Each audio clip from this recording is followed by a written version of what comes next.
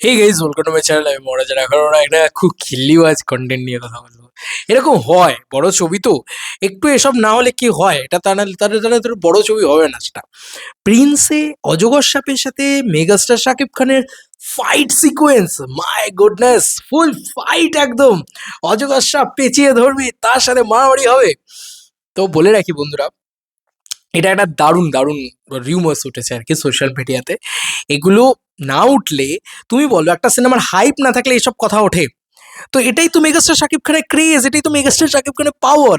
আর একটা জিনিস বলে দিই, সেটা হচ্ছে মানুষের এক্সপেকটেশন লেভেল বাড়তে বাড়তে বাড়তে বাড়তে কোথায় গিয়ে পৌঁছেছে, যে শাকিব খান মানে বড় কিছু, শাকিব খান মানে বড় কিছু, শাকিব খান মানে বড় কিছু। এই করতে করতে করতে করতে কোথায় নিয়ে যাচ্ছে মানুষ, যে লোকে এটাও ভেবে নিচ্ছে যে অজগর সাপের সাথে ফাইট সিকোয়েন্স থাকবে। আচ্ছা, তুমি আমাকে একটা কথা বলো তো, এটা কি অ্যাডভেঞ্চার মুভি? দেবদার অজগর সাপের সাথে একটা ফাইট সিকোয়েন্স ছিল, ঠিক আছে, অ্যামাজন অভিযানে।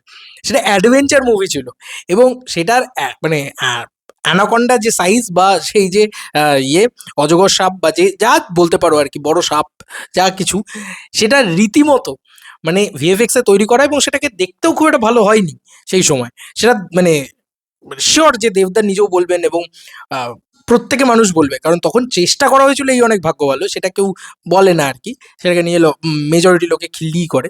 কিন্তু যাই হোক, সেটা একটা অ্যাডভেঞ্চার ছবি ছিল। শাকিব খানের প্রিন্স তো একটা গ্যাংস্টার ড্রামা, সেখানে সাপ কোথা থেকে আসবে, কি মুশকিল! মানে কেনই বা সাপ আসবে? সাপ তো তার হার্ডলস নয়, তার হার্ডলস তো মানুষ। এবং আমি বিশ্বাস করি যে যে কোনো প্রাণীর থেকে মানুষ সব থেকে বেশি ভয়ানক। আর এটাই কিন্তু মানে গ্যাংস্টার ড্রামার স্টাইলটা হয়, যে একটা মানুষ কিভাবে কিভাবে কিভাবে ওঠে, ঠিক আছে।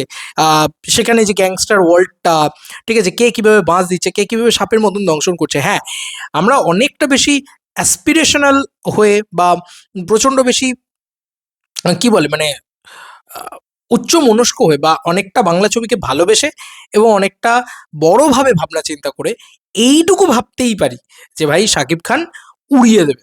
ভাই শাকিব খান বাংলা সিনেমায় এমন অ্যাকশন হয়নি, সেই অ্যাকশন দেখাবে। বা আচ্ছা চলো, হেলিকপ্টার ফাইট সিন থাকবে, এরিয়াল অ্যাকশন যেটাকে বলে, সেটা থাকবে। সেইটা বাংলা ছবিতে প্রথমবারের জন্য শাকিব খান ট্রাই করবে।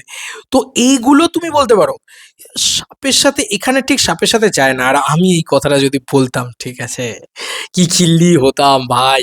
একটা মনে আছে আমার, আহ, উম, প্রধানের শুটে, দেবদার প্রধানের শুটে একটা সাপ বেরিয়েছিল, ঠিক আছে। সেই সাপটাকে নিয়ে আমি ভিডিও করেছিলাম, যে অজগর সাপ থাকবে বা ইত্যাদি ইত্যাদি। হায় রে বাপ রে বাপ! সেখানে নিয়ে কি খিল্লি আমি হয়েছিলাম, ঠিক আছে।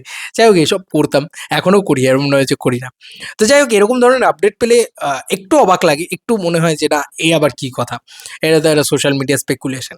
দেখো, ইন্ডিয়াতে খুব ফাটিয়ে শ্যুট হচ্ছে, এটা নিয়ে কোনো সন্দেহ নেই। তবে this is not a adventure film. Definitely কেন হবে না, অজগর সাপের সাথে ফাইট সিকোয়েন্স থাকতেই পারে, শাকিব খান করতেও পারেন। কিন্তু সেটা একটা অ্যাডভেঞ্চার ছবিতে।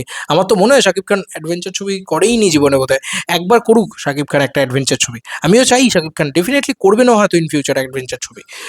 ওই অনন্ত মামুনের একটা ছবির অ্যানাউন্সমেন্ট হয়েছিল না, ওই ছবিটার ভিতরে। এবার আমি চাই না যে মামুন ডিরেক্টর হোক, ভালো ডিরেক্টর থাকুক, অ্যাডভেঞ্চার ছবি হোক একটা, দারুণ হবে, আমার তো তাই মনে হয়। যাই হোক, এটাই বলার ছিল যে এটা একটা কিরকম ধরনের ফেক নিউজ, কিরকম ধরনের স্পেকুলেশন, এবং কিরকম ধরনের রিউমার্স। রিউমার্স রটাও, গ্যাংস্টার ওরিয়েন্টেড রটাও, যে ভাই আন্ডার ওয়াটার অ্যাকশন হবে, বা হয়তো আম, মানে একদম জলপথে অ্যাকশন হবে, সেগুলো গ্যাংস্টার ছবির সাথে যায়। বা আকাশপথে অ্যাকশন হবে, এরিয়াল অ্যাকশন যেটাকে বলে, বা যেটা হেলিকপ্টার ফাইট, এইসব হবে। এগুলো তুমি রটাও, ঠিক আছে, এগুলো হবে কিনা তাও জানি না। কিন্তু সাপের সাথে অ্যাকশন, ঠিক আছে, এটা তো যাবে না, মানে এটা তো যাচ্ছে না এই এই ছবিটার সাথে। এটা গ্যাংস্টার ছবি, এটা তো একটা ইয়ে ছবি নয়, সো কল্ড কি বলে মানে অ্যাডভেঞ্চার ছবি নয়। যাই হোক, এটাই বলার ছিল। এবং আরও একটা কথা মেনশন করে দিয়ে যেতে চাই, আমি দেখলাম পৌষারিদির শরীরটা খুব খারাপ, সে তাও লড়ে যাচ্ছে বস। স্যালুট তোমাকে, চেন্নাই যাও, তুমি ভালো হয়ে যাবে। এটা আমি বারবার বলছি, এটা আমার মনে হয়। সে একটা কথা বলেছে, যেহেতু সে প্রিন্স টিমের সাথে যুক্ত, সে যেহেতু সে শুটিংয়ে যাচ্ছে, সেহেতু সে একটা খুব সুন্দর কথা বলেছে, আমার খুব ভালো লাগলো সেই কথাটা, সেই কারণে আমি শেয়ার করছি পুরো বিষয়টা। এটা হচ্ছে যে বস, বাংলা ছবিতে এমন অ্যাকশন এর আগে হয়নি যেটা প্রিন্স করছে। আর একটা জিনিস, খুব খুব ইম্পর্ট্যান্ট একটা কথা, সেটা হচ্ছে যে এমন কিছু বলবেন না সোশ্যাল মিডিয়াতে, এমন কোনো ওভার এক্সপেকটেশন তৈরি করে দেবেন না একটা সিনেমাকে নিয়ে, যাতে মানুষের সেই এক্সপেকটেশনটা ফুলফিল না হয়।